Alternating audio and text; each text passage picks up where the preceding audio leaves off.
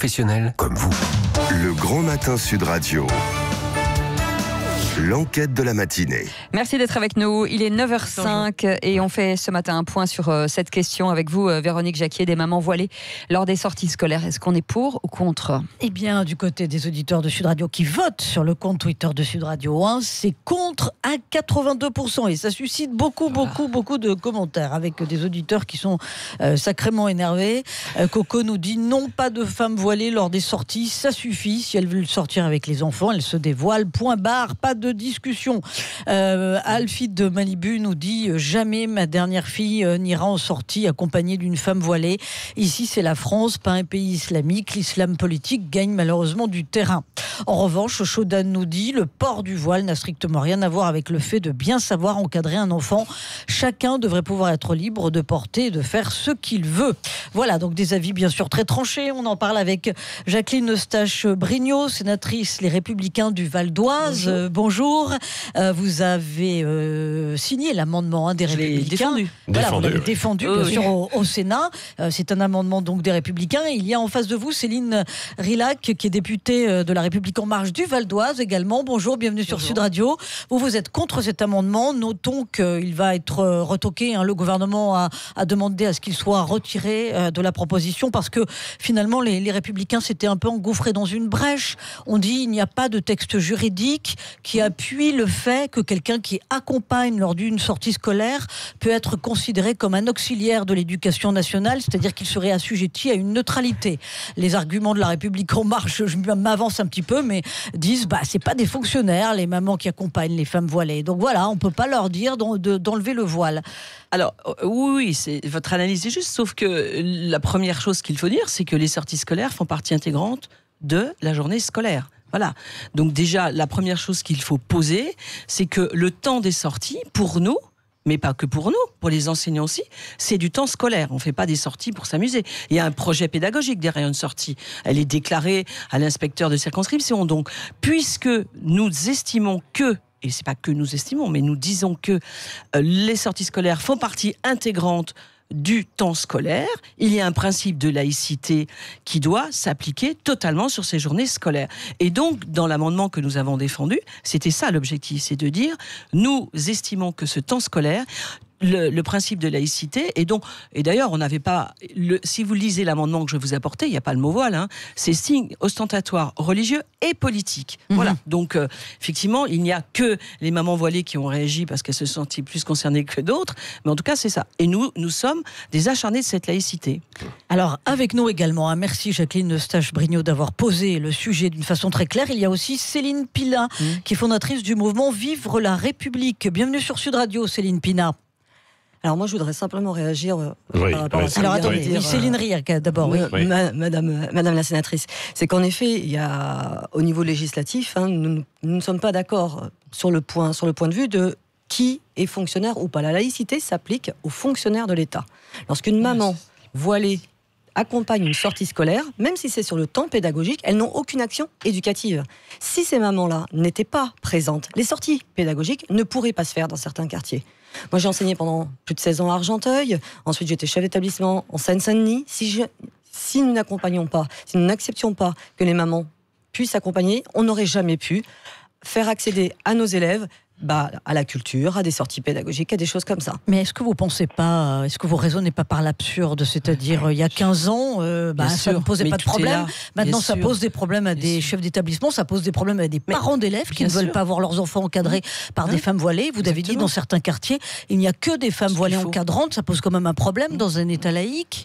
Moi, ça ne me pose pas de problème. Ce qui pose problème, c'est comment on arrive à avoir des quartiers où, comme vous le dites, il n'y a que des femmes voilées. C'est-à-dire que là, on est sur un problème plutôt de cohésion, de territoire et de mixité et peut-être de communautarisme sur certains secteurs. Moi, je veux dire, on a un ministre qui est quand même... Jacqueline Eustache-Brignot. On a un ministre qui est quand même assez étonnant. Il dit textuellement, il y a un an, oui, le principe de laïcité doit s'appliquer aux sorties scolaires. Et je le recommande fortement.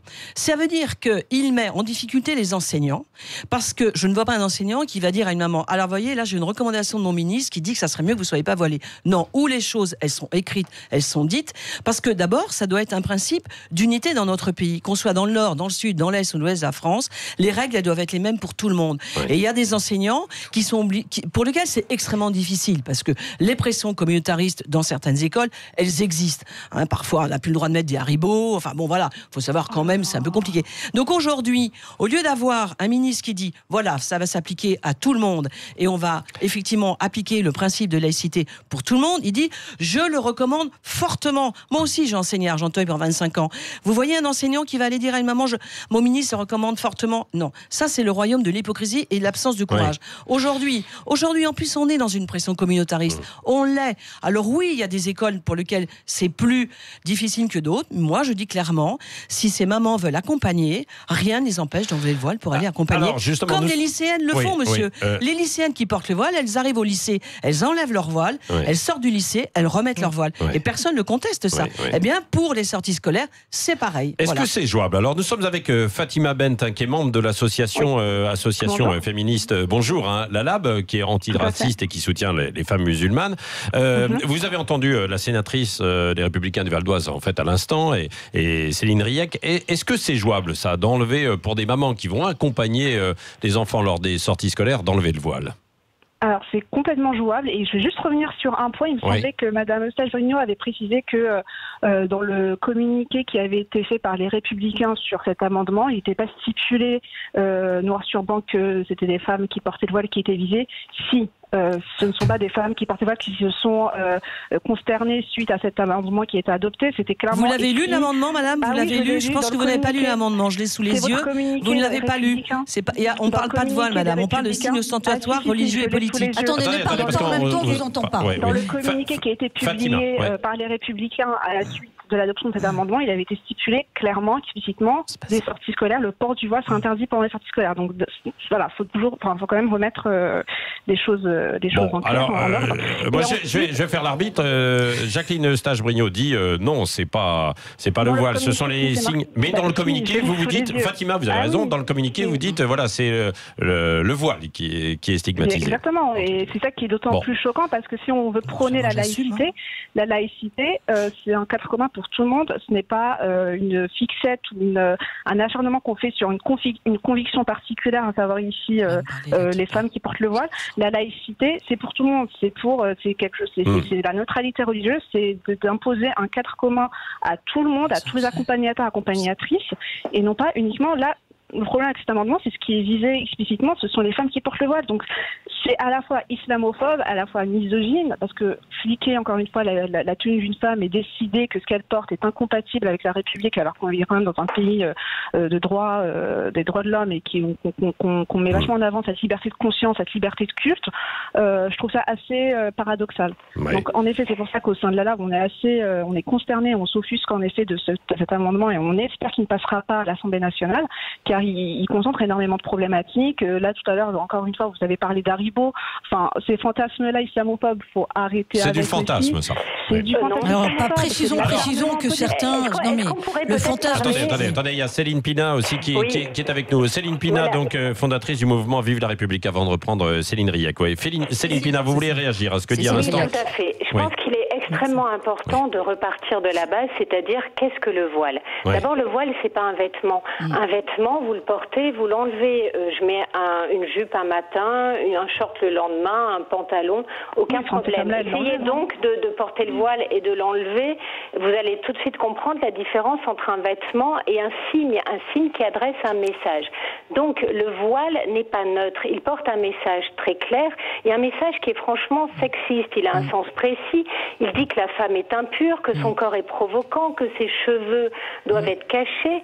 Donc il refuse l'égalité à la femme, il lui refuse même le fait d'être finalement un corps normal dans un monde normal.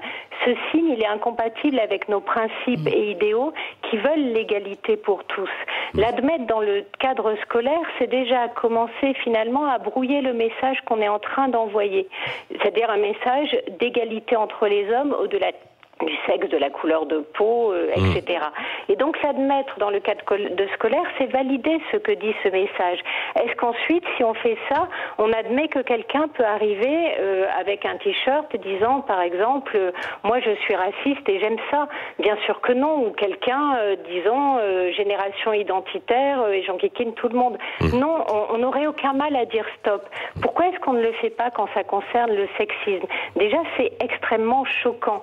Ensuite, tout est mélangé. Le temps scolaire est un temps à part. C'est pour ça d'ailleurs que l'on demande aux enfants, et c'est tout à fait accepté dans le cadre des petites filles, d'enlever leur voile. Ce que ces mères acceptent pour les filles, elles l'acceptent pas pour elles. Leur voile est donc plus important que celle de leurs enfants? Non, on voit bien qu'il y a une hypocrisie qui est parfaite là-dedans. Et enfin, j'allais dire, en fait, finalement, ces mères préfèrent empêcher des sorties scolaires plutôt que de se plier à un règlement. Qu'est-ce qu'elles envoient comme message à leurs enfants? Comment cet enfant aura finalement un rapport à la loi et à la règle s'il voit ses parents eux-mêmes venir contester un espace et un moment particulier? Oui, Céline Pina, Céline Riac et Fatima Bent vont vous répondre. Alors Cécile, Cécile, c'est mon prénom. Cécile, pardon, je vous appelle Céline depuis tout à l'heure avec Céline. Elle est au téléphone. Par rapport à ce que vient de dire Céline Pina, il est vrai que là-dessus, on ne prend pas le problème par le même morceau, par le même bout. Lorsque un petit enfant arrive à l'école, à la maternelle, sa maman, il l'a tous les jours à la maison avec son voile. Et il faut aussi accepter d'aller à l'école. Il faut accepter de se séparer de ses parents. Comment est-ce qu'un enfant va pouvoir comprendre que l'école est un lieu accueillant, et même pour ces mamans, pour certaines, surtout quand elles sont primo-arrivantes dans notre pays? Comment est-ce qu'elles vont accepter les règles de notre société, de notre culture, si on leur ferme dès le début l'accès à l'école ou tous les matins où elles pourraient s'investir? Donc ça fait aussi partie des choses qu'il faut qu'on ait à l'esprit. C'est des mamans qui sont voilées, qui le sont d'une manière culturelle, parce qu'elles ont tout le temps, culturelle et culturelle d'ailleurs, le voile sur la tête. Si on leur ferme les portes de l'école, comment est-ce qu'elles vont réussir à comprendre les règles de notre société? Jacqueline Eustache-Brinio, répondez. Non mais moi, il y a quelque chose que je comprends pas dans ces principes où on défend le voile absolument. Alors, c'est pas défendre le voile. Non mais je finis. Oui. L'école, elle est laïque et républicaine. Nous sommes tous des enfants de cette école laïque républicaine qui est une chance pour tous. Parce que les enfants à l'école laïque républicaine, on les regarde pas par rapport à leur religion, on les aide simplement à se construire sur les codes communs de la République. Le voile n'est pas un code commun de la République, rassurez-moi. Et donc, je ne vois pas pourquoi on expliquerait pas aux enfants que la République elle est laïque et que l'école elle est laïque et que après le reste c'est un choix. Je veux dire, la loi de 1905 elle s'est quand même pas imposée dans ce pays avec la joie et la bonne humeur, mais tout le monde s'y est mis. Je suis tout à fait d'accord avec vous. Les petites croix des écoles elles ont disparu et aujourd'hui plus personne n'en parle. Alors aujourd'hui de toute façon si on s'oppose à ces principes de laïcité, le principe de laïcité c'est ce qui nous protège du communautarisme. Je suis désolée de le dire, mais ça protège les enfants aussi. Mais là-dessus, ça les protège. Donc allons jusqu'au bout. Expliquons à ces mères que l'école, elle protège les enfants parce qu'elle les fait construire ensemble avec des codes communs. Et aujourd'hui, nous avons une pression religieuse, communautariste dans ce pays pour lequel nous devons lutter. Et l'école en fait partie. L'école, ça doit être un endroit où les enfants sont dans un espace neutre et pour lequel ils partagent des choses en commun. Oui, et ça, c'est extrêmement important. Oui, regardez le résultat du sondage que vous faites. Oui. Il y a plus de 80 personnes. Alors, qu'est-ce que ça donne justement du côté des réactions, Véronique? Arrêtons d'être dans le déni. On est tellement dans le déni qu'on va aller dans le mur avec ces problèmes-là. Véronique, toujours qu'est-ce que ça donne? 82% des auditeurs qui votent qui disent qu'ils sont contre les mamans voilées lors des sorties scolaires. Et puis, ça corrobore ce que vient de dire Jacqueline Eustache-Brinio, c'est-à-dire le communautarisme, c'est la mort de la République. Le voile est un symbole religieux qui n'a pas sa place dans l'espace public. La laïcité, c'est la religion renvoyée à la maison. Voilà, ça revient pas mal aussi. Et on oublie... Le voile, ça doit être une affaire personnelle à la maison. Et Fatima Bent. On oublie quand même que la plupart des habitants de ce pays sont athées quand même. D'accord. Donc, et là-dessus, en fait, Madame la sénatrice, nous sommes tout à fait d'accord. Là où je suis entièrement d'accord avec vous, c'est sur le rôle de protection de l'école. Et c'est d'ailleurs pour ça que le voile est interdit pour les élèves jusqu'au lycée. Parce que le fait d'avoir un espace où tous les enfants, puis les jeunes gens, se construisent dans un cadre protégés par la laïcité, c'est vital. D'ailleurs, à Argenteuil, je peux vous le dire, des jeunes filles, comme vous l'avez souligné, retirent leur voile. C'est la règle. Pour elles, c'est un espace de liberté. Ça leur permet aussi de construire leur propre choix. Pour les filles, pas pour les mères. Par contre, les parents, les enfants savent très bien faire la différence entre leurs parents et leurs enseignants. Ils savent ce qui se passe dans le cadre de l'école et que les enseignants, c'est pour cela que leurs enseignantes ne sont pas voilées. C'est pour cela d'ailleurs que les personnels ne sont pas voilés. Et quand ils sont dehors, leurs parents, si elles ont leur tenue de tous les jours. Ce n'est pas du tout le même temps. Alors, et un enfant est tout à fait capable de le comprendre. On va revenir à un moment. Est-ce que vous admettez que les sorties scolaires font partie du temps scolaire? Juste cette question. Les sorties scolaires font partie du temps pédagogique. Mais les mamans, les parents accompagnateurs ne sont pas des fonctionnaires. À Fatima Bent qui est avec nous. Bonjour. Il y a beaucoup de monde, effectivement, vous êtes beaucoup d'interlocuteurs. Oui, Fatima. Il y avait juste une remarque à faire tout de même sur la symbolique du voile. Encore une fois, quand on dit que le voile est une soumission, etc. Enfin, faut tout de même aussi se détacher de cette vision, encore une fois, très ethnocentrée sur le voile. Le voile n'est pas toujours porté par soumission. Plein de femmes le portent aussi par choix et pour des raisons qui les concernent tout à fait et non pas parce que. Et c'est extrêmement infantilisant, encore une fois, de dire qu'une femme porte le voile parce qu'un homme l'a obligée. C'est infantilisant, c'est à la fois sexiste, misogyne. Il y a des femmes qui portent le voile par choix. Donc ça, déjà, faut essayer de l'accepter et de l'entendre. Ensuite, sur un deuxième plan, encore une fois, les sorties scolaires font partie du temps scolaire, mais les femmes les mères accompagnatrices ne sont pas soumises à la loi, à la neutralité religieuse. Elles ne sont pas étudiantes, elles ne sont pas professeurs, elles ne sont pas maîtresses d'école. Elles sont bénévoles. Elles accordent de leur temps bénévole pour venir encadrer des sorties scolaires et que celles-ci puissent avoir lieu. Voilà, elles donnent de leur temps, elles donnent de leur personne, clairement pour s'investir dans la scolarité de leurs enfants. On peut pas dire que c'est de la soumission et s'étonner que ces femmes soient cloîtrées chez elles et lorsqu'elles sortent pour accompagner leurs enfants en sortie scolaire et découvrir les monuments, la culture de notre pays, s'offusquer et dire qu'elles n'ont plus le droit de citer. C'est assez paradoxal. Et l'autre chose que je souhaitais dire aussi, c'est moi ce qui me fait peur dans cet amendement, c'est jusqu'à où ira-t-on en fait? Quelle est la limite? Si demain l'Assemblée nationale vote cet amendement et l'adopte, qu'est-ce qu'il en sera plus tard? Est-ce que même les justement, Fatima Ben, c'est la question que j'allais vous poser. S'il y avait une loi, parce que finalement personne ne sera d'accord et c'est un débat qui est difficile à trancher. S'il y avait une loi qui interdise le port des signes religieux pour les parents accompagnateurs lors de sorties scolaires, est-ce que vous vous mettriez hors la loi? Hors la loi. Non, alors là, on marche complètement sur la tête. C'est une question qui se pose. C'est aberrant. Parce que s'il y a un amendement, s'il y a une loi qui est adoptée à l'Assemblée nationale et qui stipule que le port du voile est interdit lors des sorties scolaires, ça voudrait dire qu'en gros, ces femmes-là ne pourront même plus s'investir dans les kermesses comme représentantes de parents d'élèves. Les femmes, les enfants de 3 ans qui doivent être accompagnés jusqu'à la classe et du coup les mères ne pourront même plus rentrer dans l'école pour accompagner et s'assurer de la sécurité de leurs enfants. Enfin, ça pose énormément de questions comme ça. Enfin, dit comme ça, on a l'impression que c'est un truc facile. On interdit, on dit aux femmes d'enlever leur voile. Sauf que nous, à la fois, on est là à neutraliser ces femmes-là de l'espace public. On leur dicte comment s'habiller. On leur dit que ce qu'elles ont sur la tête est incompatible avec la loi de la République. Cette même République, cette même école de la République dans lesquelles elles ont fait le choix de mettre leurs enfants, dont elles embrassent la laïcité, dont elles embrassent la liberté de conscience, la liberté de culte, encore une fois, qui laisse droit aux gens de croire ou de ne pas croire, et le corollaire, c'est-à-dire la liberté de culte ou de pratiquer ou de ne pas pratiquer, ça pose énormément de questions paradoxales. Et ce qui me fait peur, en effet, c'est la limite, en fait. C'est-à-dire, est-ce que demain, on va pas non plus... Jacqueline Eustache-Brignot, qui est sénatrice, va vous répondre, Fatima Bent. Après, la vie, elle est faite de choix. Moi, il y a des femmes qui font le choix de porter le voile, mais qu'elles aillent jusqu'au bout. Elles n'ont pas à l'imposer aux autres. Voilà. Donc moi, j'estime que pour les sorties scolaires, il y a une obligation de neutralité et de laïcité, y compris pour les sorties.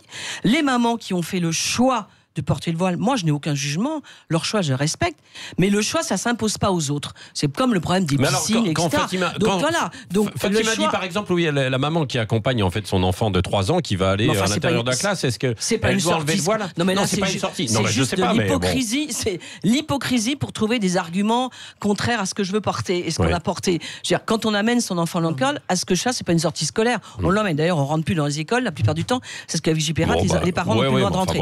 Donc voilà. Donc juste pour dire, on amène son enfant à l'école, il y a quand même une sacrée différence entre déposer son enfant et faire un accompagnement. Il faut juste remettre les choses à leur juste valeur et à leur place, c'est tout. Le temps scolaire, vous savez, on m'a dit, les mamans, enfin les sorties scolaires, ça fait partie aussi du fait que les mamans sortent. Enfin, je suis désolée, un projet pédagogique d'une sortie scolaire, c'est pas pour balader les mamans, c'est pour faire un enseignement et donner effectivement de la culture, des sorties aux enfants d'abord. Pensons aux enfants d'abord. Là, on parle des mamans. Moi, j'aurais envie de dire, pensons aux enfants. Comment se construisent-ils dans cette difficulté qui est la religion qui s'impose partout. On va conclure avec vous, Cécile Riac, et puis ensuite un mot de Céline Pina. En pensant aux enfants d'abord, il faut savoir qu'aussi que ces enfants, ils ont une famille et ils ont une culture à la maison, et que ah oui, mais à la maison, c'est à la maison, l'école, c'est l'école. Mais arrive un moment, il faut aussi, si on veut que l'école s'ouvre sur l'extérieur, on a souvent reproché à l'école, justement, d'être complètement enfermée sur elle-même. Et l'ouvrir, c'est l'ouvrir sur la culture, sur les arts, sur la musique, sur le cinéma, mais c'est aussi l'ouvrir sur la culture des autres.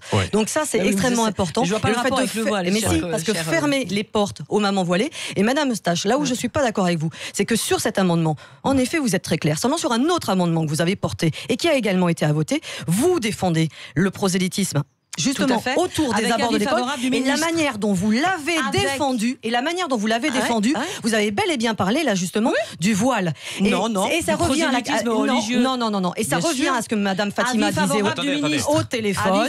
Oui, avec avis favorable, parce que Monsieur le ministre, lui, n'est pas derrière le mot prosélytisme, il préfère utiliser derrière le mot propagande, que ce soit à ce moment-là de la propagande politique et religieuse. Seulement, le fait est, c'est que justement la dérive, comme le disait tout à l'heure, elle est vraiment latente derrière. Et de la manière dont ce deuxième amendement arrive insidieusement derrière, en effet, ça nous fait parce que le prosélytisme religieux, vous inquiétez pas pour la jeunesse. Ça m'inquiète. On ne vous mettra pas d'accord, effectivement, dans ce débat. Donc, on termine combien, Véronique Jacquier? On termine à 82% pour dire qu'ils sont contre les mamans voilées lors des sorties scolaires, avec dans les derniers commentaires quelqu'un qui nous signale que dans des pays, les femmes se battent, comme en Arabie Saoudite, pour enlever le voile. Et on meurt. Merci à vous. Merci beaucoup. On va continuer dans un instant. Autre sujet avec Valérie Expert qui viendra nous parler des grands débats aussi tout à l'heure à partir de 10h. On vous parlait de façon plus légère du chant du coq qui sera inscrit au patrimoine culturel français, et avec Anne Poiret aussi, qui est journaliste et documentariste. Mon pays vend des armes. Voilà, sur la guerre Arabie Saoudite, Yémen. En tout cas, restez avec nous. C'est dans un instant, il est 9h27.